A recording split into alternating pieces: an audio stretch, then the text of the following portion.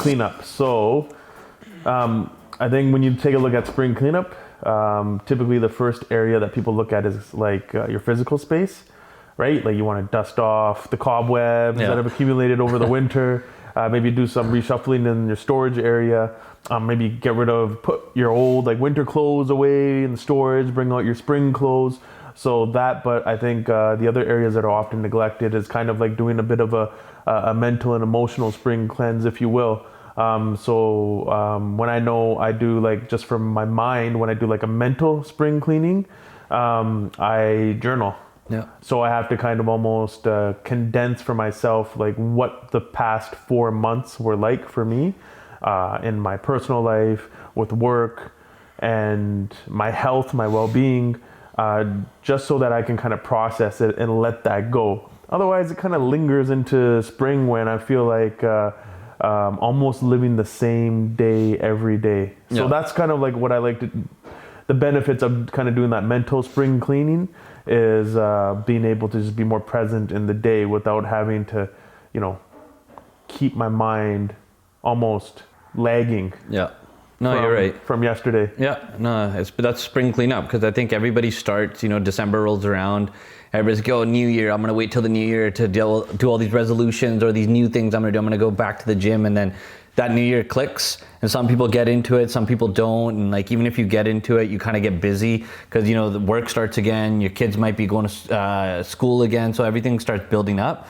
And then people forget to just kind of get back into those things or rethink of some things. I think a spring cleanup is really good because you get a chance to just reset again. You might have kind of started falling off on the gym, falling off on a diet, or just falling off in little kind of things that you're doing with your spouse or your friends and family. So how you do anything is how you do everything. Exactly. You're gonna fall off in one area, you're going to see it kind of almost trickle over into the other areas. And then I think a springtime is a perfect time to just kind of blossom back into those things, because the weather's getting better, people are more out and about. I know right now, like for this winter, we've been gaming like crazy just because there's rain, snow. those are COVID habits, man. The COVID habits. And like, I went golfing and it started snowing halfway through golf, right? So we couldn't even do all these outdoor activities, so we've been stuck kind of indoors. So you kind of get used to just being indoors and doing little things around the house, and you forget that you can start planning ahead and just think of all these activities that you want to kind of do outside, right? So definitely a spring cleanup is a good idea, I think, for a lot of people to kind of consider as a thing to maybe start doing. Yeah. Have you ever considered, like, so I just told you that I would journal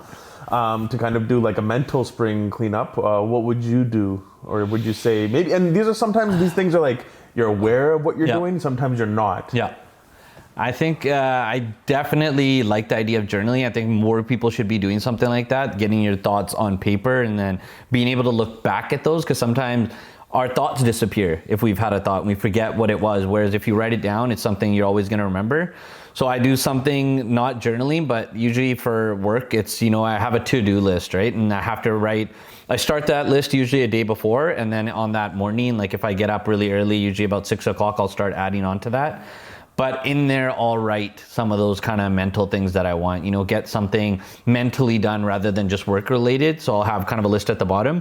But now I've seen myself actually adding more things to that list. So it's kind of just like little things like, hey, you know what, take more time with Sarah, or you know what, take an extra 15 minutes in the gym, or hey, you know what, take 15 minutes extra to read. Just kind of adding on to the little things that I already have, because I could see myself kind of, forgetting to do this thing or forgetting to do that thing. And before it was just a list where I would just write the things down and then maybe cross them out. But now I've had to put like a little check mark box to make sure, I see that check mark there, or else I circle it and I'm like, okay, I got to throw this on to tomorrow. Yeah. So I think that's kind of where I've seen some of my kind of mental thoughts in spring cleaning is where it's going right now. But I definitely need to probably write a little bit more, because I remember us talking in the past, you used to write down like, poetry and lyrics and stuff like that. And I have like a whole page on my notes where I used to write lyrics, and it was like a huge page of all these different lyrics of, I'm going to become a rapper, or I'm going to become a Punjabi singer, all this kind of stuff. And I have all these lyrics. I'm like, where the hell are they supposed to go? Yeah. So I want to get back into that, because I think it just was like opened up a creative side that sometimes I'd use those words or whatever thoughts I had that day into something else that I was working on. Yeah. Yeah, it's a creative cleanse too, right? Literally. A creative spring cleanse. Yeah. You like to do the list. I find that I'll have the list and I'll have check boxes in my notepad, but I rarely ever check them off. Yeah. For me, I think like, cause there's there's 101 ways to journal. Yeah. So I think like for me, it's like, I kind of, I just want to get it on paper just so that it's not kind of swirling around in my mind. Yeah. So I kind of do like a brain dump, if you will, just to get it all out. Yeah. Not really trying to make sense of it, but just to kind of get it out from a place that's not tangible, like my mind, to something that is tangible, so I can read it. So it's like, oh, this is the reality of what's actually been going on. Yeah. Like basically kind of how we did the mind map. Yeah. We just threw things on there. Yeah. And it was literally in the beginning, I just had, this is the podcast and these are like the 4 or 5 topics. And then I kind of just let it sit there for a day and then come back to it. I'm like, oh, wait a minute, this. And it slowly became like this literal map of like my mind basically on the podcasting. And now that I've been looking at it more often and just kind of seeing what I can update, I've thought of like using that in my personal life now. Yeah. So, maybe putting myself in the middle and then all these goals that I have and then what I need to achieve these goals, where I'm at these goals, and then constantly updating that and being able to share that with Mandy, showing her where I'm at, and, maybe creating her a mind map and then creating Sarah a mind map of, she's almost 2 in a month. This is where she's going to be and where we want her at 3, we're at 4, at 5, just kind of having an idea, just throwing it on something, not having to obviously follow it step by step or 1 to 10 as a list in order, just getting it somewhere that we know, okay, it's there and we can kind of come back to it and refresh. It's not like really a concrete timeline attached to it. No, I think that building these concrete timelines, like you find that out at work. Sometimes when, you have like your bosses or whoever it is, your managers, they have all these timelines that they're trying to throw at you. And sometimes they don't hit, right? And then now everybody's kind of bummed out that, that thing didn't hit. So I think sometimes we don't want to put too much pressure on having to get that accomplished. Yeah. It's more so it's there. Everybody works at a different pace, but making sure you do get to it though. I think a lot of people sometimes like, oh, I can't do this or I can't do that. And they just let it go. So always saying, soft timeline. Yeah, exactly. Just a soft timeline. Yeah. And you will have hard timelines on some things that are obviously bigger goals than the smaller goals. Yeah. But I think making sure you just get your priorities straight. Yeah. Hard timelines, I think more so I do for my physical well-being. Yeah. Right? Like, I have a hard timeline when it comes to my to-do list, if it comes to like getting out in nature. Yeah. Getting a physical, getting a checkup, getting some blood work done. I just got some blood work done a few weeks ago. I'm becoming a man, Sunny. I'm becoming a man, taking care of myself. And this is like, I'll be 38 in April. And this is the second time in my life where I've been actively in the driver's seat of my physical well-being when it comes to like almost diagnosing myself and just doing a kind of maintenance check internally. Because I think I do really well like when it comes to like discipline in the gym and I'll binge here and there, especially in the winter months, but I'm really good when it comes to like the physical act of taking care of myself. But when it comes to like tests and actually just taking the time to go to a doctor's office, I have a big kind of, I don't know what it is, man. There's just some kind of like, just throw it on the to-do list. And one of those check boxes. Soft timeline. It ain't getting checked, bro. Soft. That shit ain't getting checked. No, I think the physical part is huge. I think, you're saying at 38 now, you're kind of, honed into making sure it's a priority. And that could be at any age. When we're younger, we obviously get into the gym and we think that's all, life is, working out, and that's going to help us with women, going to the beach and partying and this and that. And then we get to that age of hitting your early 30s or 30, and you're like, you know what, I'm old. I'm just gonna live life as it is, eat what I want, do what I want. And then we get to those later ages where it could be a problem, and it could be a problem at a younger age too. Right after 30, you could get so many different types of issues and whatnot. But I think making sure that the physical part is a priority. And I think that's something that like I've seen myself because I work out with Grinder, so I always use him as an example with people of how much like working out can change things. So for his wedding, it happened 2021, and about 5 months before, he's like, "Yo, I want to start taking my workouts to another level." So I'm like, "Okay, you know what? All this spring and summer, we'll do that." So he started coming in every morning. We'd work out, and it was like just a really good dedicated workout. Nothing too hard. It was just kind of keeping your heart rate up, just having a treadmill running the entire workout, and you're on there or you're doing your workout, one or the other. And he ends up losing just under 30 pounds. So now he's, at his wedding week and everybody's like, holy fuck, like what happened to you? Like you look good. He's fitting into all his stuff good, fits into a good suit, looks good. And you could tell that it paid off. And you could tell that he was kind of happy about that too, all the good compliments. And then, kind of his wedding happened around September, October-ish. And then winter rolls around, and winter is like, a death eater of people that work out, because you start getting lazy. It's cold. You don't want to work out. We used to work out in my garage, so it was cold in the winter. And then he kind of, got back into his old habits of just kind of eating and whatnot and gained most of that back. So now we're kind of, discussing of getting back into that, basically that spring summer thing again, but telling them that it's going to have to be now something that's going to you're going to have to continue through the winter. If you bear it out in the winter, that spring and summer are not an issue. How you work out right now, it's just part of your daily routine. How I try to work out, just part of your daily routine. You get it done and it's done with. You forget about it. I think you talk about working out. It's like you were saying before, maybe when you first start, like, maybe speaking for guys, you want to look good, you want to feel good, you want to get jacked, you want to be more attractive to the opposite sex, right? And you just want to kind of follow a very similar reasoning with your fellow peers as to why you're gonna work out. For me, it was kind of like, it was survival. It was like a different mindset. I was like over 300 pounds, coming off of like antipsychotic medication, antidepressants, coming on the other end of almost wanting to commit suicide. And then for me, it was just like, there was no other way. It was just like, do this or I'm not going to be here. So it's like, I was like, it's funny that I always think about this in the gym. Sometimes I just go so hard, like just so hard. Like people are, this guy's probably training for something. And I'm like, no, man, this was just probably just a survival instinct when I was just like, trying to fight all those demons. And now it's just become a part of my, like, brushing my teeth.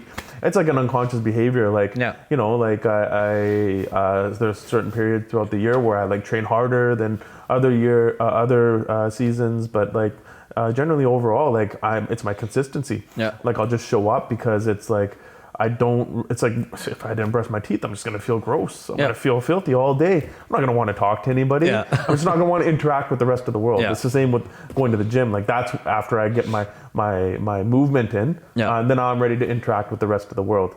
So it's become like unconscious. And it's like, even taking a look at my physical fitness, like, I take a look back on it, and sometimes I never really considered it a journey because it became like a lifestyle. So I always, I kind of talk about this when I do workshops, especially with people, wanting to adopt new mental health tools and practices, where, a lot of people, it's, they call it their journey, their wellness journey, their mental health journey. But I kind of like, look at it like it's like unconscious behavior, like brushing my teeth. So I'm like, well, when you're brushing your teeth, it's not like my dental hygiene journey. Right? Like I have a dental hygiene journey and I've been tracking it since I was just, no, you haven't been tracking it. At a certain point, you go to the dentist for your regular checkups, you start brushing your teeth, maybe you use mouthwash, you change your mouthwash here and there, you change your toothpaste. That's your journey. You're not thinking about it too much. You're not. And same with your mental and emotional well-being, for myself at least. It's just kind of like unconscious behavior now to just kind of experiment with different tools and practices.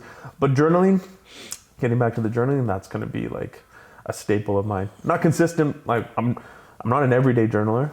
I know, you develop that kind of, when you are consistently journaling. I've been doing it for years, and you kind of develop this deeper sense of connection with yourself. I almost kind of look at it like, now I've become my own consultant. I can actually have a conversation with myself that's productive rather than destructive. So I kind of am able to periodically, when needed, when my check mental status light comes on, which I know is there, like I'm aware of it, that's when I'll journal and almost kind of like purge my mind of excess thoughts. Because like it's I like to think that it's not that we're like physically overweight, we're just mentally overweight. Definitely. You want to lose weight, but what do you got to lose first? You have to almost shed some mental weight, some thoughts, and replace them with some different thoughts that then lead to some different forms of actions that you weren't taking before. So it's a very beautiful process when you break it down, the power of the mind. So that's why, talk about spring cleaning. Start with the mind. Start with the mind. Everything else will follow, because like you're not just going and cleaning out the garage for your spring cleaning. You're Yeah. actually, if you're writing it down or you're thinking about it or it's become a habit, like it starts in here. Yeah. Right. So you start with the mind, and then I think another thing that's overlooked too is do some spring cleaning with your relationships. Yeah. Right? Like maybe there are some people in your life that you're connecting with, family, friends, that for whatever reason you're just not clicking with. And nobody's bad, nobody's good. We don't want to vilify anybody saying like, I want to just block this person out from my life. I think that's a little harsh. It is. I think it's just a little bit of like, it's okay to do some spring cleaning on your connections, meaning that you're going to kind of take a look at how much time you're spending with friends and family, co-workers, your peers and whatever work that you do, and start to ask yourself some questions. Does spending time with this individual at this point in time in my life, does it affect me positively in any way, shape, or form? Yeah. If not, then I'll just reduce that amount of time I'm spending with that person. No love lost. Yeah. Like I love all my friends I grew up with. Like even like some of my boys. Like sometimes I haven't seen like Jamie's like one of my best friends. Like you'll hear us talking about people, but eventually, hopefully, you'll get to know who they are. But like I haven't seen the guy in like 6-7 months. Yeah. But like when I do, it's nothing but love. Yeah. It's okay. Like he's out there doing his thing. I'm out here doing my thing. Just because there's a separation doesn't mean that I love him any less. Yeah. Right. But like for me, myself, with my life, it's like, I know what I'm doing. I know where I'm going, working so heavily into like mental health and doing these workshops, the coaching, teaching my yoga and doing the public speaking, this podcast now. Yeah. It's like, I know that there's not much time for anything other than for me to just do this work, because that's what's important to me. And then, maybe when the seasons shift, I'll go back and connect with some people I was out of touch with. But I think that's important. Yeah. Do that spring cleaning on connections, right? Yeah. No, you brought up a really good one that I don't think a lot of people even care to consider or think about, is that spring cleaning with relationships. Just like with your spouse, with your family, friends, whoever's kind of in your inner circle, outer circle, and just kind of see where those circles balance. Just kind of how you said, you take your time and analyze that relationship. Is it a positive relationship? Is it a negative relationship? And then from there, you kind of divvy up that time. Like maybe I should be spending a little bit less time here because it's not really being as productive for myself and my mental well-being. And then maybe putting that effort and time over here with somebody that you haven't connected with as much, but that connection is always pure and good every time that you connect with them. Yeah. So kind of putting a little bit more emphasis into that, and that could uplift you and build a little bit more positivity in yourself. And that just kind of shines through the people you're around with daily, right? Like I see it personally in my life. I see, Mandy being a registered nurse and having to deal with all the drama at a hospital and then coming back from work, and it stays with you, right? So they're having to get those positives and negatives no matter what, and having to bring that home, and you kind of see how they're having to go and they're kind of turmoiling over just that time of being at work for 12 hours, how much it can change now that next whole week, or if not longer, somebody could have passed away that day on a shift, right? So I think people need to, sometimes, you're right, just take that time. And you don't have to wait for February 14th of the day to confess your love or get presents for your significant other, or a birthday to just give a shout out to somebody only on that certain day. There's 365 days of the year. Fucking use them. We try to say that we don't have all this time throughout the days and whatnot, but we'll make time for the people we give a shit about. Yeah. And sometimes I write you guys like poems in our like WhatsApp chat. I'll be like, to my brothers, and I write you guys poems. It's like a Tuesday. Exactly. it's and like it's just taking that little bit of time. Yeah. You're taking 10 minutes, maybe 5 minutes of your time just to throw something. We're all reading it. Yeah. Not like we're sitting there not reading it. We're reading it, and you'll see some people throw up their comments, and some people just might not comment. They're kind of busy at that time, or they think they're too busy to comment, but they've read it. Like we see who's read it out of those posts, right? So I think that's kind of a big thing that you brought up that I think a lot of people don't talk about, is just taking the time for different relationships. Yeah, nurturing them. You nurture relationships, right? Like you don't, like over time you start to realize like this takes work. It's not just with a significant other, but with your friends, your family, your community. Like you nurture those relationships with attention. Yeah. Right. So when you're focused on that individual, it's not so much like there's no kind of, I don't think there's like kind of a scale to kind of measure, this is a good amount of attention, this is the least amount of attention. But like, I think in a general sense, like you're obviously making an effort. Yeah. It's the effort that goes a long way. So, make an effort. You can connect with somebody by just sending them a text message. Yeah. It's very good for your well-being, because being socially, your social well-being is a huge component of it's like a pillar of your mental and emotional well-being. Yeah. So it's like, you want to connect with others, well, just shoot them a message. Yeah. Send them a message. And I think, I think I've gotten so accustomed to just reaching out to people first. I went to like 6 different elementary schools. Yeah. Sink or swim. Like if I didn't connect with somebody first, like it was like for my survival, because I need to be connected to these people. I'm the new person almost every year. So like I think that was a kind of blessing for me to just always want to make the attempt and just kind of reach out to somebody. So it's kind of like naturally, I'm grateful for that almost like unconscious habit that I have to reach out and connect with people. Mind you, there are times where, especially more so since COVID, like you go inward and you want to connect with others, but you just don't know how and what to say. And I was thinking about that the other day, and I always just think, I hope everybody knows that who I love, and this is a great way to kind of let them know, like my friends in Okotoks in Alberta, where I spent like a decade of my life, from all the, I told you 6 different elementary schools, from my friends from all my schools that I went to, from my family. There is never any love loss, regardless of how long there's been a disconnect between us. And I carry all that love within my heart, but sometimes it's okay that I'm not able to show it. And then there are times throughout the year where I'll send people messages. I'll try to make an attempt on social media, like a broad message to everybody, like, fuck everybody, I love you, just to let you know, like we may not be in the same physical location, in the same city, but I love you. And I do think about you. And it's kind of like those memories are just kind of like, they swirl around in your heart and they never leave. So yeah, it is beautiful, because like, I think even talking about it now, I'm filled with like this, like, surge of love, and I can feel it in my chest. I can see it. No, I can see it, like exactly how you said it. That's something I kind of got accustomed to too, kind of living out here and then going to India and then living in Kelowna, always kind of moving to a new spot so abruptly and so quick, and having to make networks and connections, and then all the connections I've left in India or Canada and kind of continuing with them. And I think that's gave me the experience to know that part of my life, to continue doing it. I think a lot of people don't get that. So I've seen that in my life, where even if there's drama in, say, my family or my friend circle, it doesn't matter who the person is, I still reach out. I still reach out. They see me, it's the same love. There's no love lost. And I think a lot of people see that in me. That's kind of one of the things I get said back to me. So I continue doing it, that, hey, you know what, there's all this drama going on, but you don't even look at that drama. You're looking past that and just seeing that person and continuing that relationship. And that's something, when I hear that from other people, I continue wanting to do that. So I continue wanting to reach out to people, and then I see them reaching out, different people that normally wouldn't have been reaching out. Now they're reaching out. Hey, how's it going? What's up? Let's just make some plans, or what it is. So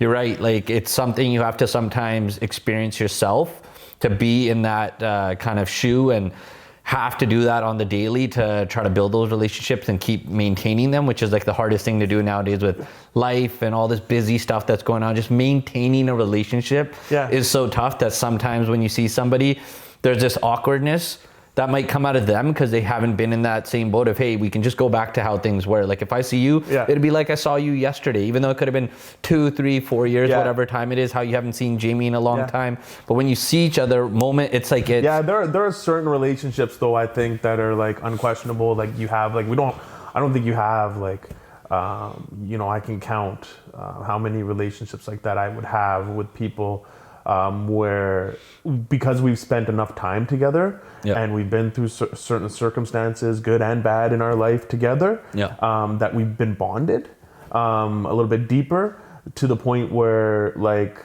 that Wi-Fi signal is always strong. There's no like 1 bar, 2 bar. No, that shit's 3 bars all the time. You always have that person that is with you all the time. And I think that is a huge component of, like, if I'm talking about myself, that's what made me who I am. And like, carrying those people in my heart everywhere I go, like what I've learned from them, and having them to love,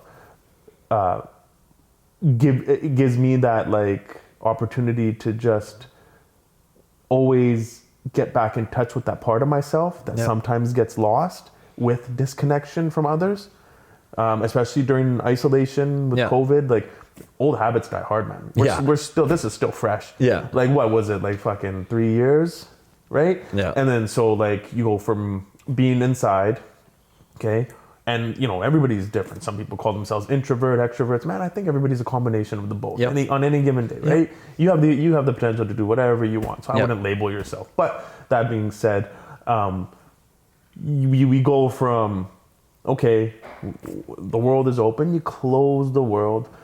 Now we're indoors. For us, went online. Freaking buddies bought me an Xbox. Everybody was just like, "We want you to get an Xbox. So you play Call of Duty. So we're connected." And then you're just online for us at least. But like even more so, you're still enclosed in your physical space, enclosed in your mind, disconnected from the rest of the world. And it is that habit of.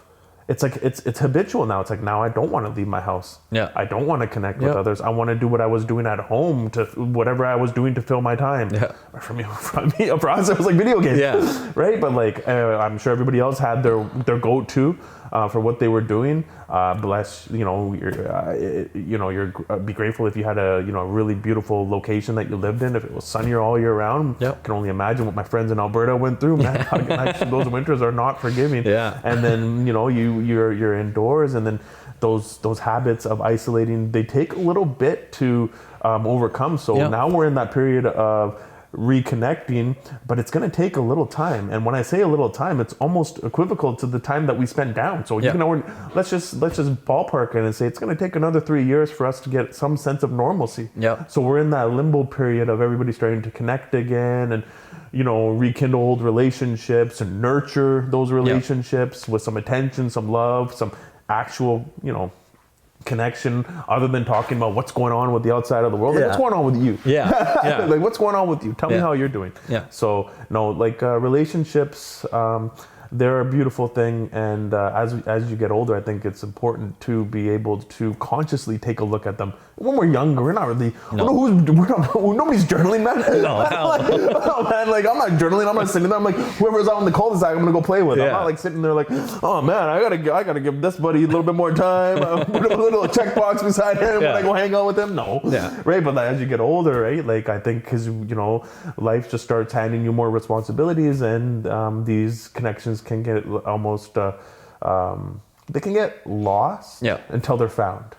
And it is isn't it so beautiful when you connect with somebody who you just love spending time with, and then when you do, you're like, man, we should do this more often. Like, why aren't we doing that? Well, exactly. Why aren't you doing that? And I've had that actually recently, like just kind of reconnecting. The weather's obviously getting better. More people are kind of wanting to hang out. Some people still doing school, so they're just at the end of it. So we started hanging out with more people, and after we leave and it's that evening, you get a message like, hey, it was awesome hanging out, like we should do this again.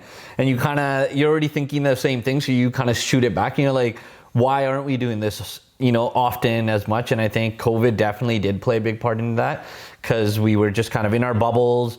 It was everybody that's at home are the only people I saw, so I was comfortable around them. And then online, it was about like 10 of us different people that were playing, so that's our kind of close circle. Those are the people we're bonding with. And then even when COVID opened up, I think it's only us that really hung out with one another, just because we're like, hey, you want to go grab something to eat after we play? Well, it's a habit. It's a habit. Let's go just ball now. We're allowed to go outside, or hey, let's golf. It's the only sport we're allowed to play right now. And then now you're right, we are in that limbo where, I've seen people that I'm hanging out with, and they're just like, hey, you know what? Like, can it just be us hanging out? I don't really feel like talking to too many people, or I don't want to see too many people. And we have all these COVID babies. That was a problem, that even these babies had issues seeing other people, and they wanted to just stay in their bubble and be at home. And they were having issues of going to a grocery store, just going to the temple, or just going wherever.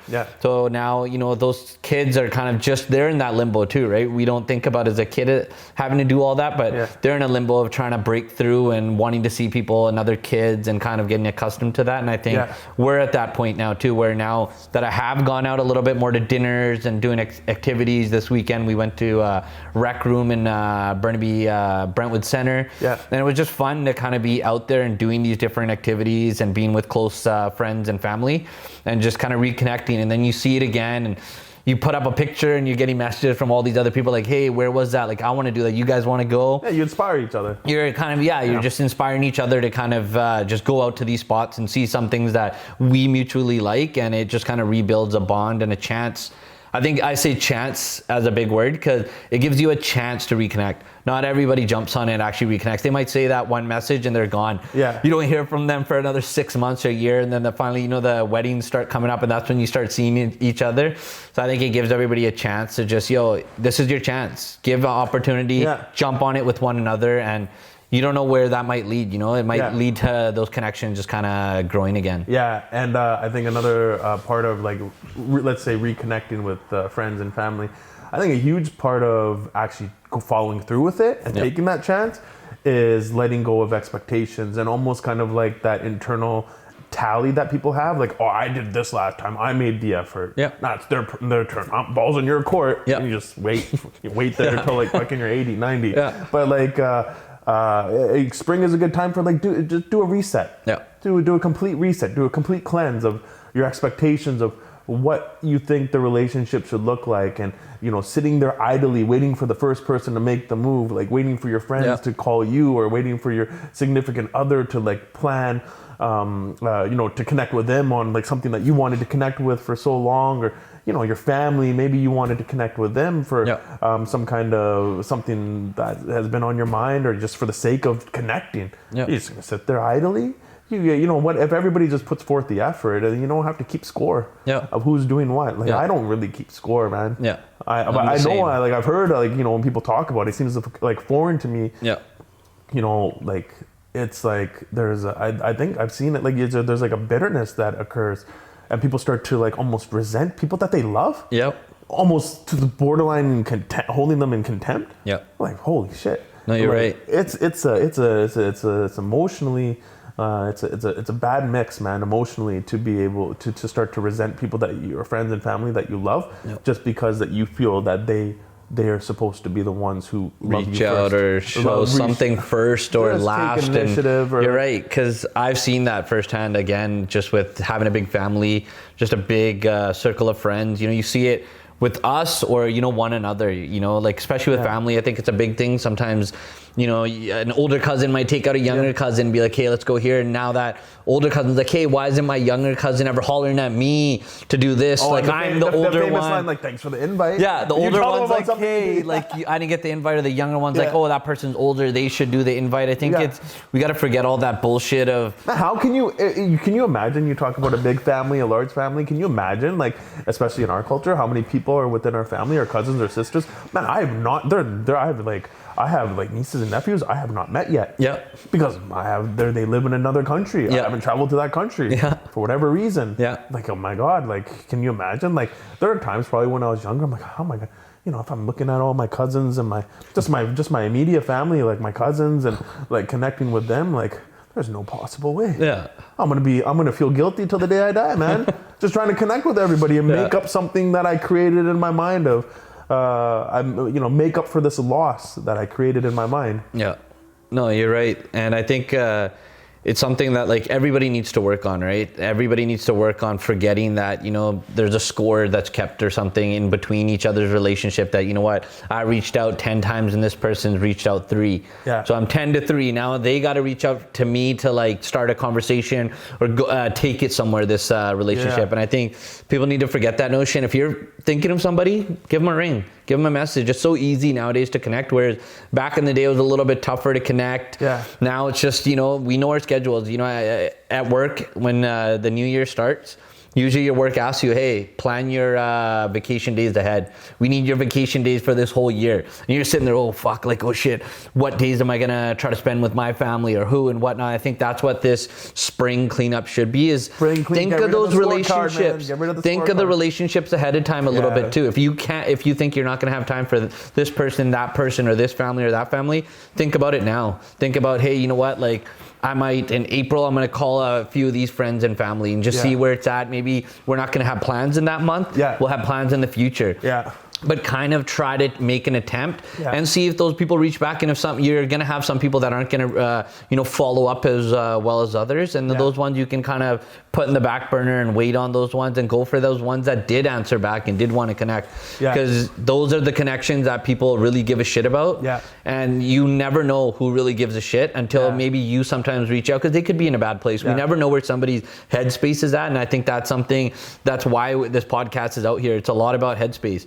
We're bringing out things that are in our head into this podcast and into the other podcasts we're going to bring in. So sometimes we just don't know where somebody's headspace is at. And you work in that field, right? You're trying to help people in that headspace and manage that kind of headspace. And it just takes time and effort. And I think we sometimes think we just are doing too much and we don't have that time and effort to give to somebody. But it's bullshit at the end of the day. It's just something we need to learn and adapt to. Yeah, learn and adapt to, but it's also, I think it's important to note that it's also, it's innately human to feel guilty as well. Yeah. I remember my parents getting divorced when I was like 6 or 7. Okay, I'd live with my mom, go see my dad on the weekends. And there were times where as you were speaking, I had kind of a little bit of flashbacks, kind of going back to feeling guilty for maybe I should be spending more time here than there. I'm like, well, I haven't gone to dad's in a while. I should go to dad's. And because I just don't want them to be alone. I want to give them my love, my attention. But I think through just life, you just kind of, for myself at least, I just started to just appreciate the time with the people that I had. And, because I have a brother and sister. I don't call them half brothers and sisters, right? They're just my brother. They're my blood, right? I think that term, just get rid of that term, half brother, half sister. If your parents get divorced and remarried and they have kids. So I have 2 sisters on my mom's side, and I have a brother and a sister. I have a brother and sister on my dad's side, and then I have one older brother before my parents split. So I got a big family. And, so for so long, I would think, for my little brother and sister who are on my dad's side, that I, spent more time with my mom, and I was disconnected from them, especially, when I was in that gang lifestyle and going through my own kind of purgatory, if you will. But coming out of it, I feel like I've lost so much time with them, reconnecting with them. You almost get, what's the term? You get, there's a term for it. But I've almost, I feel like no matter what I do, sometimes I can't make up for it. And I think that's, being a little bit more compassionate to myself. I can't undo the past like that of not being there for them as an older brother, but I can just do what I can today. And that guilt, though, if it's not put in check, coming back to the journaling, it's a good way to kind of get a good perspective on things. It's I think that weight will suffocate you, which is where the weight of the guilt will suffocate you from not connecting, which then causes you to not take that chance like you were talking about earlier. So it's not when you really break it down, there is a huge psychological component to maybe why you're not connecting with loved ones, family and friends, I think, because it's you got to do a little bit of digging, a little spring cleaning in your mind to kind of reconnect with yourself first and foremost. And that's where I realized, I'm like, man, if I'm, when I do that spring cleaning for myself, now that's becoming more as the years go by, I'm like, this is kind of a common theme for me. At spring, I go through this kind of rebirth, if you will. I let go of my, I'm a bear in the winter. Maybe I'll shave, maybe I won't, but I'm a bear in the winter, and I'm coming out of my cave of hibernation. It's those habits. It's okay, man. It's very much okay. No, it is. You're right. And I think you touched on it already too, that, if we leave these relationships sometimes too long where we don't talk to each other, sometimes it just takes one person out of that relationship to resent. That's a big thing too. You start resenting the other person, and you kind of build a hatred sometimes just because that person hasn't reached out, and now you don't know why. And you might see a picture of them at this event, and how you said, hey, where's the invite? And all these you compound the resentment. It compounds. Exactly. And it can become something. You got a resentment bank account. Literally. Fucking maxed out. And it can get so bad that when you do see that person, that there's so much resentment that you feel it then. You see that person, you're trying to just kind of keep it as, it's like an everyday thing. Like, it doesn't matter if I didn't see you for a year. It's going to be like we saw each other yesterday. Yeah. And that person could be sitting on the other side of the table just purely resenting you and kind of hating everything you're doing because they've been following you on social media and seeing what you've been doing the entire time. And now they're like, oh, for this, time for now you have time for me just because we somehow are at this same event or same place. So I think people have to sometimes realize that resentment, and it's very hard to know that you're resenting somebody. It's just something that built up over time, and you don't think it's resentment, but how you're saying that if you're journaling or you're putting your thoughts somewhere, that when that thought does come up and it's written down, you can look back on that and be like, there's that day or there's that time I put down that thought of, hey, I kind of got upset that I thought about this person, they were at this event, but why am I upset? It's just because we haven't connected. It's not that person didn't invite me or whatever other reasoning it might be. It's just we haven't connected. So that might be why we haven't been able to see each other, why there's an issue. I just need to connect, and that we live off connections. It's something that's a big part of my life. Is that's kind of helped me through my biggest issue is having the right connection. Because I've had the bad connections, and I think if I held on to those too long, I would have went a totally different path. But just by cutting those connections right off and kind of pursuing the ones that were that positive side, they kind of pushed me along to a totally different career path in life. That I'm getting married, having kids, and all this kind of stuff. And that it doesn't have to be the same path for everybody. But I think just for my life, that was the positive route that I went. And connections matter a lot. Look at our connection here. We met off of a fucking video game over each other's voice. There's no sounds, and then we get to actually see each other in person. It's that same connection, and it just kind of built on from there. And it's sometimes not a connection of having to physically, and virtually see somebody. It's more of, it was just this kind of voice that we heard, and from that voice we just kind of connected, and the way we approached each other, the way we kind of said the words to one another, and kept that connection going. Yeah, and I think your connection with yourself is directly related to how your connection is with others. Right? So it's like, that's why that spring cleaning for your mental space is very much important first, before you start kind of looking outward. You gotta almost kind of like check yourself. It's like you grow so much, man. Like, and it's not like the New Year is what's gonna change you, or even, there's people have milestones at different points throughout the year. Right? At different points in their life, different years, like and it's like, people change so much, so fast sometimes, that they're not taking the time to process it. And when you are journaling that, you can process like who you've become, who you are today. You can almost acknowledge like, maybe, that's how you start that now.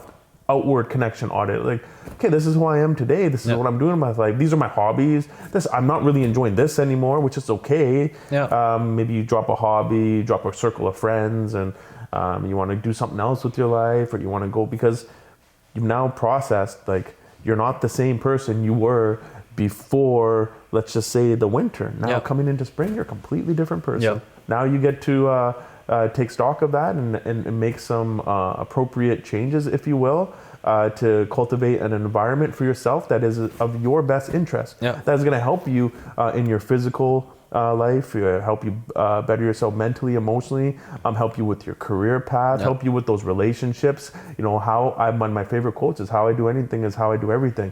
So like, if I'm able to really nurture and take care of myself first, man, I'm going to have a direct effect on everybody else and those connections. So it's like, I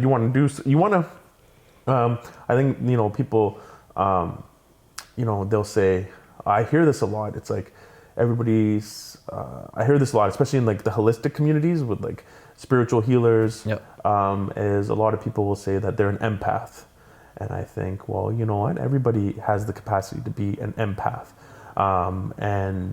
It just depends on how you want to nurture that connection with yourself. So that when you are connecting with others as an empath, which everybody I do believe has the ability to do so, it has a positive impact on them. All right. There's always like kind of three things that I look at that will happen when you interact with somebody. You have the positive, you have the negative, and you have the neutral. You interact with somebody, you'll have like a positive, there's this like the positive charge, and you feel elated. Which is great, which is sometimes I'm like, maybe I don't want this, because then I'm looking for that all the time. Right? But it's good in the moment, you have this positive interaction, you get elated, and you feel great. Or you have like that kind of negative interaction, leaves a sour taste in your mouth. You're very low energy, low mood, and you just shut off. Body language is all down, and you just didn't enjoy it. Yeah. Or you can just interact with somebody, and you're not overly elated, and you're not like, it wasn't like a negative charge, and you just interact with them for the sake of interacting, and you leave it there. There you go. That whole entire experience with them. When you're done, you just move along. Yeah. Right. I think that's those are the kind of interactions I strive to have now, especially with the work that I do. Like having to I don't like to say build up a wall when I work with people for the sake of my well-being. Yeah. Like, you know, when you work in mental health and like you work with so many people and so many different energies, like people say, put on a shield. Man, I don't fucking have a shield, man. Yeah. I'm like, if I'm not showing them who I am, then I can't really connect with them. That's true. So, but I know that it's like a practice to be able to keep myself neutral after I interact with somebody, so that it can just remain in the moment. Because you notice, like, you know, I have that, you know, whether it's that elated feeling, or even it's that feeling where it's like, oh, I feel like something's missing, something like what happened. It was a horrible interaction. It just keeps me stuck in the past. Yeah. Now I'm thinking about the good or the bad. Yeah. Whereas it's like, yeah, it was just good. Now I'm just moving along. Moving along. Just keep moving along, day by day, breath by breath, moment by moment. Yeah, and to just touch back on kind of the idea of journaling, doing these mind maps, I think there's no age limit of when you need to start. Yeah. I think it's just taking the time to process what that is, journaling, and what you want to put down, and putting it down and instilling it into yourself to constantly do that, just so that you know kind of, you know, where you're at and how you say, you know, we're going to be obviously changing and seeing those changes. But then again, doing this now so that in the future we can pass this on too. Yeah. That's something we want to be able to pass on to children. I think journaling and kind of doing these mind maps, you know, we used to do diaries as kids and stuff like that. I think that's what happened to that? That's kind of being forgotten. I remember grade 2, man. Like, and I think we've forgot about it more and more. Just kind of it, you know, this technology online world came in, so you could really just journal online rather than putting it down on something. I remember on Facebook, I'd have a random thought in the day and I would just throw it on Facebook. And I looked at like some of my stuff on Facebook from like online. 2000 and like 8 or 9. I'm like, what the hell was I thinking? Like, why did I even put this down? But it gave me a sense of who I was then. Yeah, that's why some people post. Yeah, exactly. I'm going to hold myself accountable, which is cool. And I got to see who I was at that time and kind of my immaturity and kind of my creativity at that stage of my life. So I think now is a really good time that I've been looking at this mind mapping and kind of how I put down my list. That's something that I'd pass on to my daughter, future kids, and just anybody, that it's a good kind of thing to let your kid be able to do. Because I think they get to put their emotions and stuff like that on that. And it could be, you know, something personal for a kid when they get to a certain age, and at a younger age it could be just something you share with your child. That, hey, you know, what's something you thought that made you happy today? Why don't you write it down? And that's something you just keep every day, and then in the future you could show them that, like, and see the difference of when they put something down when they were 5 years old compared to something they put down when they're 7 or 8, and just seeing the progression in that kid, and maybe they'll hold on to that and be able to use that for their own mental health and continue using that far into adulthood. And it's something that they go to A, learn about themselves, what we're talking about, and have that connection with yourself, and then B, how you're going to be able to connect with others, right? You're going to just be able to, I think, build a better connection just by doing something where you're helping yourself first and then helping others. Yeah, you always, because like I got very quickly, I remember when I started my coaching practice, so I started as a sales consultant, working with businesses. When I started to teach more yoga, kind of drifted into the life coaching path. And then I remember very much in the beginning, like I had all this knowledge of what to do. And I take a look back at my first year of coaching. There were some times, you know, I would be kind of coaching somebody or highly recommending something that I wasn't doing. Yeah. And I could take a look back. I'm like, fuck, why am I not doing that? You know, like even with my yoga, I'd be teaching. The only time I would do yoga is when I was teaching, and I was like, man, I can't be talking about this if I'm not doing it on a regular basis. Just even as a coach, as a facilitator, mental health facilitator, I can't be talking about journaling if I don't journal. I can't just be talking about something. Oh, I heard this on a podcast, or I saw this on YouTube, or my friend told me about it, so I'm going to just tell somebody else. I'm just going to regurgitate this information because I got sold on the idea that it has a positive effect. It's like, yeah, but no, it's like, do your own peer review with yourself, man. Like, peer review with yourself. Could do like a review it yourself, and then pass your experience along to others. You know, and even more so, even before that, like when you start to do those things, when you start to journal, you know, we talk about physical health. You start to you start to move. You know, it doesn't have to be the gym. Just move on a daily basis. Go for a walk. you start to do these things on a regular basis, there is a shift that occurs within you that can be felt by those that are around you, that you spend a considerable amount of time with. That you don't have to say a word. And we say more with our body language and just our presence, our vibe, than we do with the words that we're speaking. If you're not doing those mental check-ins, man, half the time you're just speaking gibberish. 100%. You know, if you're not checking in with yourself from every now and again, you're just there's like this auto loop of words coming out of your mouth. All these auto loop of thoughts that you're thinking all the time, and you're just saying things for the sake of saying, to fill in the space, to have a conversation, because it's what you're used to doing. And break that, man. Just break that habit. Just start doing. When you start doing and being what you're talking about, you are it. That's when you have the impact. I had it was like a very conscious not a conscious, it was like a gradual shift and that I found as my coaching practice progressed. I'm like, no, it became like a rule. Like, there are times I took breaks from coaching. I'm like, I'm just not on my A game. I'm not gonna do it. You know, times I would stop teaching yoga. I'm like, no, I'm not gonna do it, because I don't want to be in that energy. I prefer, you know, sharing that space with others. If I'm not on my A game, just spouting off, but I'm empty on the inside, and I'm just not on my A game, and meaning that I'm not getting good sleep, and, you know, my diet is shit, I'm drinking too much, whatever it is. And, you know, I didn't feel good about it, but I felt, you know what, it doesn't feel good to kind of take yourself and put yourself on the sidelines, to sit on the bench of life, so to speak, if you want to have a positive impact on your family and friends, even your community. But it will teach you a lesson of remaining humble, to be able to tend to your own garden before you start spouting off to everybody else, every Tom, Dick, and Harry, especially online, what they should or shouldn't be doing to better themselves, to be happy. That's everybody's individual journey, right? And that's what I truly believe too. Like, when we talk about spring cleaning and mental and emotional well-being, it's like, I'm not gonna sell you anything. We'll talk about journaling.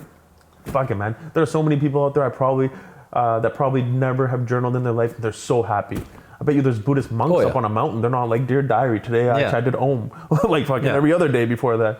But like, you know, like, it's just a suggestion. And it could just to jump in there, it could be, you know, it doesn't always have to be writing down something on a piece of paper. So I think something that I've kind of always thought about is, you know, we have so many mediums now to, you know, be able to put down our ideas. So it could be online, could be an app. You know, some people want to keep their thoughts and journaling kind of private. They don't want it in a book that somebody else might find, or they might lose themselves. So I think on our YouTube video, we'll put down a couple of links of just different styles of journaling and mind mapping that, you know, you could do it on your phone. You could just quickly be like, here you go, today, I'm just going to throw this note in, and maybe a couple of notes a day that you're throwing in, a couple notes even a week. It's not something you have to do daily, but definitely weekly. I think I would suggest that just check in on that week of kind of your thoughts and processes and just whatever you've done. And we all use different kind of things. Like, I'm really connected to a lot of applications that I use for different things, working out, my diet, and all these kind of things. So I think journaling and whatnot for me is mostly online. Doing my checklist, everything's on my phone, just because it's right there. It's something, you know, we're like kind of like cyborgs now. It's just connected to us. So I know we are the internet. So if I have this there, I know I'm gonna 100% do it. Whereas if I'm thinking about writing it down, I know, first of all, my writing sucks. So even when I write sometimes, and I'm like in the thought process, I'm just going, it's half scribbled and all this stuff. So I think it's just people finding the right medium of where they want to put their thoughts up. And we'll just have it in the links below that, you know, these are kind of a couple ideas. You could take them, you don't have to use them. And then maybe people can pass those along, because sometimes people don't need to journal themselves. How you said, you know, they're already doing well and happy in their lives, but they know somebody that it might be beneficial for, so they can pass on those kind of things too. The only things I'll always tell people for certain that you have to, you got to sleep. For your well-being, go to sleep, okay? And you're not a bad sleeper, you're not a good sleeper, you're just whatever point in your life, that's how you sleep at that moment in your life. Everything can change on the drop of a dime, so don't worry about that. Water, okay? People listening right now, 90% of them are probably not drinking enough water. 100%. Let's shame them. The shit out of them all, literally. And then, okay, so you got your sleep, your water, breathe, oxygen. Just, you know, there's so many different breathing exercises. Just take deep breaths in through the nose, feel your belly expand, exhale out your nose, even out your mouth. Just be conscious of your breath. Make it a practice every day. Do it for a minute, 2 minutes. So you got water, you got sleep, you got breath. And then food, get some good nutrition in you. You know, it doesn't have to. I was vegan for a year. I'm like, oh fuck meat, and then I was like not vegan, and then I did low carb, high carb. Fucking man, that shit will drive you nuts. Man. Just fucking eat. Eat consciously. I think people need to pay more attention to that. Like sometimes just by trying to think about it, okay, we know we need to sleep, we know we need water, but we forget. So there's now so many things that can help remind us. You know, there's sleep apps. There's just all these things that kind of help you understand what sleep means. Because I think sometimes we'll lay in bed and we think, okay, it's 10 o'clock and we're starting our sleep cycle, but we're on our phone still. You know, you need a 30-minute to an hour gap of letting go of these things and actually being able to go into a sleep mode and get actually good REM sleep. So I think using applications and all these different things to just track your sleep and just find out where you're sleeping at. And then again with water, notifications. You could put a notification in for every hour. Hey, you know what? Drink a glass of water. Diet, food, how you're talking about. Another thing, put that into a notification or a reminder that just lets us know, because sometimes we claim to be so busy in our lives that we just can't think about these little things. So put it in the one thing that we look at 24/7 or look at throughout the day to just remind us, hey, you know what? Get up, move. Get up, eat, get up, drink, and then get up and go to sleep. Yeah, spring training, man. It's a spring training. Train yourself now so that you have a good year. Yeah. And then again, it'll come into that New Year's resolutions, and then we forget them. And then March to April is that cleanup time of, hey, let's just clean up our cycle again. Just kind of, you know, obviously there's some things we're hoping from that New Year's time that we're starting to do right when that New Year starts.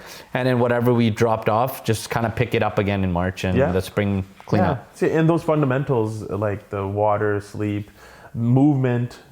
Move. Go to sleep, drink water, eat a good balanced diet, 80-20, 80% can be good, 20% do whatever you want. Just check yourself, get into nature. You know, do these fundamentals, master these fundamentals. And outside of that, you know what? Like everything else is just a bonus. It's just to experiment and have fun with. Those are the pillars. Those are like what you got to master. And it's like those get overlooked because there's so much out there kind of pulling your attention and persuading you to give it a try, sell you on what's going to work and what's not going to work. Right? So be conscious of that, because we're online on our phones and everything's, you know, we get stuck in this algorithm online of what we keep seeing in our feed again and again, and that's unfortunately for some people that's how they take action in their life, is whatever the algorithm is showing them. But we also have our own internal algorithm, right? We all auto-suggest ourselves, what I should be doing and what I shouldn't be doing. It's just like, yeah, man, you know, if we talk about spring cleaning and, you know, coming back to that connection piece about, you know, spring clean your relationships, spring clean your relationship with yourself. Start off with yourself. You know, the best way to do that, get into some solitude. Take some time out, digital detox, put the phone away, go spend some time with yourself. You could be indoors, you could be outdoors, but you are just not interacting with the rest of the world online or in person for a certain amount of time. Could be a day, could be a week, could be a month, whatever you want to kind of set for yourself. And then go through that isolation period to just bring yourself into a state of balance where you're not being pulled by the algorithm out in the real world, and also that internal algorithms that you got going on, that auto suggest, is not forcing you to just continue on with your same habits that you don't want to continue on with. So that's a beautiful thing about spring, because we got these little cues from nature that, hey, guess what? You can kind of shine bright again. Even if you have been in a space where you're not connecting, you're not drinking your water, your mental and your emotional well-being is not where it could be. Spring is a good, beautiful reminder that, hey, you can shine again. Things are going to grow. Things can change. So can you. And that's probably one of my greatest teachers, man. It's like nature. Like looking at the cycles of nature and seeing how like that beautiful chaos actually does create harmony, because it follows a pattern. And it's and if you can understand that sometimes your patterns were shitty, and give yourself a little bit of a break, be compassionate, you can understand that shitty can go from contentment, a sense of joy. Detoxing is definitely another overlooked thing, you know, detoxing from devices and life in general, and taking that time for yourself. And I've seen, you know, one of the biggest things that's kind of blowing up kind of in the mental health, you know, I'm obviously, since I met you, I've started researching on that side more, just so that I'm kind of knowledgeable, at least when we talk. And, that's why I talk about the cold therapy so much, but something that's been blowing up now is called dark retreats. Yeah. So basically, I heard about this from a quarterback that plays in the NFL, Aaron Rodgers. And, he went on a 3-day dark retreat where you basically go to a location, it's a retreat, and for 3 days straight, you're in the dark. Yeah. No devices, no nothing, no lights. You're just purely in the dark with yourself. And, he's obviously at a time in his life, he had a, really big decision of what he was going to do. So I think that kind of is another way to pull yourself into something like this. Is you might have some big decisions in your life, some big stress in your life, and you just want to detoxify it. And look how big it's becoming. Can you just sit in your room, put the blankets over your head? Yeah. Just, and I think we don't have to go to the level he's going to of actually having to do 3 days straight. It could be just, going in your room for an hour and shutting all the lights and blinds off and just sitting there with yourself and just seeing what the hell comes up, what comes up in your mind. What are you thinking about? Because I think sometimes you might end up thinking about things that you normally wouldn't if you're just continuing your day. Yeah. And those little things that you might think about are actually beneficial things. And they're some of the things that matter the most, with your friend, family, your daily life, jobs, whatever it might be. You'll click into things. And that's something that, it's going to be different every day that you do it. You could do it one day and you're thinking of these things another day. So I think just these things are good examples of what people can try just because we don't get an opportunity. You can get because sometimes people need some kind of an event, so a 3-day excursion somewhere, help reset them. More the power to you. Maybe that's what you want at that time, right? It's not that you need it. It's just you wanted it. You don't really need these things. We want it. There's some kind of a desire there, right? When it comes to maybe on the flip side of that, what if it's not going away for 3 days? What if it's a dark retreat by closing my eyes and meditating? What if this is my retreat right now? Which is, you're in the dark. Once your eyes are closed, you're in the dark. Closed and I'm meditating for 5 minutes a day. That could be its own dark retreat. Basically, So there's I love the different ways of looking at it. So many different perspectives on the how. Yeah. But there must be try. Yeah. I feel like Yoda. Yeah. There is no try. Yeah. There is only do. Yeah. So you have to do it. You could say it as much as you want, but until you do it, you're not going to realize anything. And you can't really have a say on it unless you've done it. I could say Aaron Rodgers did it and he's doing amazing now, but I don't know. I haven't done it myself to experience what he might have went through. And obviously being in the same experience, I would have maybe gone through something totally different, but it's till you do it, you'll know what the hell happened and what kind of came out of it. Yeah. And then kind of coming back to the philosophy with mental wealth, and it's I realized very quickly is I couldn't just tell people what to do. You have a list of traditional and non-traditional mental health tools and practices. You got the psychologists and therapists over here. You got the yoga teachers and meditation teachers over here. It's everybody has this advice that they're giving, and people go through these texts and then go to school and they learn it from there. People learn it from their teachers and their own life experience, and they're selling all these solutions. And it's kind of, I feel when I've seen when I work with these, especially when I'm doing this group work, it's people get so overwhelmed with choice. Yeah. And they almost get the analysis paralysis where they just don't know what to do. Yeah. And they're afraid if I don't do this, if I don't do it enough, I'm screwed mentally and emotionally. So, I always like to create a space of just exploration where it's you're not, we talked about physical fitness, we talked about dark retreats, we talked about journaling, we talked about connections and how they're good for your health and reaching out to loved ones, family. But then when you take a look at just kind of what is it going to take for me to do this consistently? Well, it's going to take you to do it on your own, to explore in a way where you don't feel I need to do this. I actually want to do this. I enjoy doing this because I realize the fruits of my labor are the fruits of this labor of love are going to keep me mentally, emotionally happy. I'm just going to have a calm mind. I'm going to have a happy heart. And then whatever happens in life, I'll just accept because I did that, exploration to go and experiment with these different tools and these practices.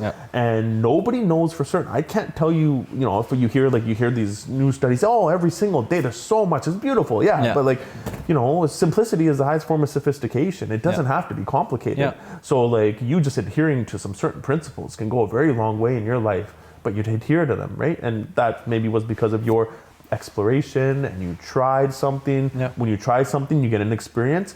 when you have an experience, that's your truth. Yeah. Now you know for certain, like, this is works. Until you experience it, not just, and sometimes with some of these things, not just once. Like, I try to meditate, I close my eyes, or I went to a yoga class and it was like boot camp, or I went to a therapist and they didn't click with me. It's like, no, until you try something and give it an honest attempt, you cannot say for certain whether or not that is going to work for you. Yeah. And then, you know, everybody's a little bit different. Some people might click with it right away, but you got to give it an honest chance and approach it where you are in a very calm state, not in a panic. I need to do this. You're going to set yourself up for failure with these expectations, but you go in there with like a calm state and you just want to explore and just try it out. That's like a new video game that you like, or a new, you know, there's a new food, new flavor of ice cream. You want to try it because you're excited. So you get excited about these things. You try it, you get the experience, you get that truth after a certain amount of experience, and then you can, you know, make that kind of internal decision whether or not that's going to work for you long term. Is this going to be sustainable? And that's the goal. It's like, I want something that's sustainable. I don't want a trend. I don't want to, you know, some throughout the year, like, I'll do the cold therapy. I was doing it all last year. I'm like, it's been a few months since I was consistent with it. You know, sometimes I'm journaling. Sometimes it's yoga. Sometimes it's nature. Sometimes it's like group therapy. Sometimes it's talk therapy like this. Sometimes it's good sleep. It's like good supplements. It's going to rotate and evolve. And now you're going to get to a point, I promise you, where you're just going to want to have fun with it. And you're not going to want to be told, because this whole journey doesn't, if I'm for the fucking rest of my life, Sunny, I'm telling you, if I'm for the rest of my life just trying to do it because I need to do it, or I'm fucking, because I'm going to label myself, I'm anxious, I'm depressed, I'm going to keep labeling myself, what kind of life is that, man? What kind of life is that? You're just going to keep, and I'm not saying this very lightly, because I've been in the psych ward. Fucking, I haven't been in there enough times to write a TripAdvisor report, man. I'll give you a Google review. Like, I don't take it lightly. You must come to this point of humbleness where you just humble back and you just start to experiment it for the sake of experimenting until you get your own truth. And just acknowledge, maybe I've just been sold, or maybe I'm just thinking about this too much because I haven't come to that, you know, humble point of knowing I just fucking don't know shit until I try. Humble yourself. You don't know shit until you try. Honestly. And that's and you hit that on the mark too. The emphasis people put on a choice, like, oh, I have to choose this or I have to choose that, and they're not like, I could try them all and then see which one I'm going to choose to continue doing because it's helped me. And the analogy I get, like being a kid on that was, and learning that was playing Pokemon. So, you know, I saw your little Squirtle. So you know, in the beginning of Pokemon, every video Pokemon game was basically you get up there and you meet this guy that's going to give you 3 Pokemon, and one's fire, one's water, and one's kind of a plant-related Pokemon. And you have to make a choice now. You only get one of those Pokemon, so it could be the worst choice possible or the best choice possible, or something in the middle. And I had to learn at a young age that, you know what, you just pick one and you try that out. If it doesn't work out, you can restart that game, try another one out, restart that game, try another one. And eventually you will like one of those and continue that journey. And it's a long journey that I had to play, you know, putting hours and hours into this game of figuring out who I wanted to choose. So that always gave me an analogy of there's not always one choice. There's many different choices, but you need to try everything. It's a buffet, man. Yeah, it's a buffet of choices, and you literally just got to try everything, and one of those things might work. And you might have to try those things, how you said, a couple of times. You can't just say, well, I tried the meditation once, and I tried swimming once, and I tried golf once, and, you know, I just hate them all. It's like, that's not how things work. That's not how life works. That's like going on a date with somebody once and being like, that's not going to work. Or going on a date and I'm going to marry this person. You have to continue trying. You're going to continue going back out there, putting yourself out there, being a little vulnerable. And then from that, you're going to be able to choose, you know, which path you want to take. And I think that's something that people get too tied into is, I have one choice and that's the only choice I can take. I have to make the most of it. But you got to make the most of everything. Otherwise, you're not going to know which way to go. You're not going to. That's beautifully said, because it's like, you're not going to know which way to go. You know, you want to, you like you talked about your Pokemon, you got 3 different paths, but each path is going to take some time, and only until you go down that path you're going to realize that, do I want to continue on with this game? It's a game of life as well. It's like, am I going to continue on with this path? I'm not going to know until I give it an honest effort, honest try. Like, and that's, you know, your connections deserve that time. They deserve you to put in that effort. Your physical space, your home, your sanctuary, it deserves you to take that time to put in the effort to make and cultivate a good, warm, loving space. your relationships with your relationship with yourself, man, that takes the most amount of time. You must put in fucking some work there. Yeah. You don't even, people like, it's funny, it's like, I've had so many different jobs, you know, like 50 different jobs. Before I was an entrepreneur, I was teaching yoga. Sometimes when I explain what I do, I'm just Vic. I just don't want to go into it because I don't want to. I don't know how to describe this person. I'm just like, yeah, this is what I do. Some people are like, oh, he does this. Some people like that. I thought he does this, and it's just like, I just do what I does, man. Yeah.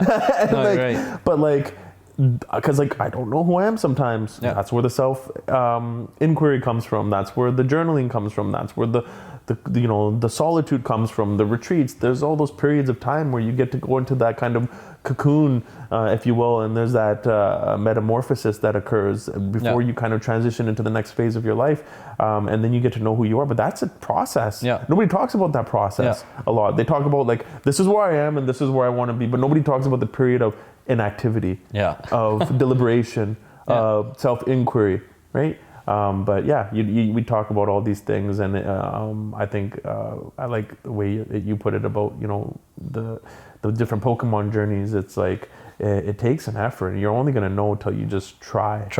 And I think that's what everybody should be able to take away from this, is just a spring cleanup. Like, it can be something small, it can be something big in your life, but doing something at least, like not just leaving it till mid-year or end of the year and kind of trying to plan it for the future. Start now. Just start small if you have to, and you'll see the changes just because we do it, and you know, you work in it a little bit more and you see that drastic change, that just doing a little bit can be such a big part of your life. Like, it can drastically sometimes change some of those issues you might be having. And we always think, you know, every little issue we have is such a big issue. But sometimes when you look at it kind of overall and look at it ahead of time, you see how small those issues actually might be and how easily they can be achieved. So I think that's kind of what I'm hoping some people can take away from this, is just start cleaning. Forget those people. You tell me what you're going to do, Sunny. We're going to hold you accountable for the so for me, I think it's definitely going to be trying to get more of the mental to-do list down. So making sure that I am checking in with myself a little bit more. I know, you know, I like to check in with others. I got a baby, I got a wife, and I got family, and I'm kind of trying to, you know, a lot of my time is put in with the baby. So it's always checking on her and checking how she is. So I definitely think just taking a mental time of checking up on myself, and then that kind of gives me, I can already see a little bit of a picture of, you know, where I'm going to be at with those other relationships too. So definitely just trying to take a little bit more of a mental checkup, and probably writing down definitely more kind of mental things that I want for myself. Yeah, cool. So what about you? Basketball. Yeah. True. I'm a ball, man. I'm ball till I fall. Like that's what I want to do. Like every time I go to the gym, I just like, sometimes, because Crystal lives in Maple Ridge, so then I go to the rec center there to work out sometimes, and then I go to I'll walk by the gym and I'll always see the basketball hoops, and it reminds me of when we were balling like every day during almost, you know, we were playing video games for a bit, but then when the sun turned, we were outside playing ball all the time when everybody was under lockdown. So those are like, I love it and I miss it so much, and I'm just like, man, I just want to do this because it was fun. So I know, like, I just infusing more fun. That's, for me, is so fun. It's just to play basketball. Those are awesome games that we had. And like, you're right. It's like, one thing, it's fun because you're just with a good group of guys. You're having fun. Look at how many people we've added on. All the random 5-on-5s we'd have to do against all these different like races that would just bring out their crews. So it was like awesome to kind of have a community of while we played, but then also you get in a workout out of it.